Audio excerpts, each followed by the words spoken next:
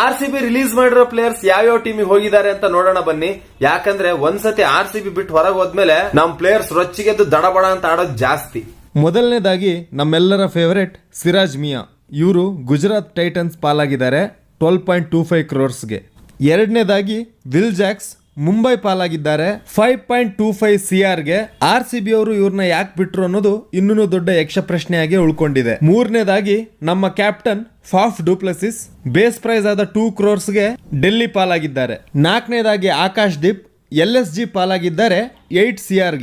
ಐದನೇದಾಗಿ Mahipal Lomror Gujarat Titans ಪಾಲಾಗಿದ್ದಾರೆ 1.7 CR. ಆರನೇದಾಗಿ Cameron Green, ಇವರು ಇಂಜುರಿ ಆಗಿರೋದ್ರಿಂದ ಈ ವರ್ಷ IPL ಆಡ್ತಾ ಇಲ್ಲ. ಏಳನೇದಾಗಿ ಲಾಕಿ ಫರ್ಗುಸನ್ 2 ಕೋಟಿಗೆ ಪಂಜಾಬ್ ಪಾಲಾಗಿದ್ದಾರೆ. ಎಂಟನೇದಾಗಿ ರೀಸ್ ಟಾಪ್ಲಿ 75 lakhs ಮುಂಬೈ ಪಾಲಾಗಿದ್ದಾರೆ. ಒಂಬತ್ತನೇದಾಗಿ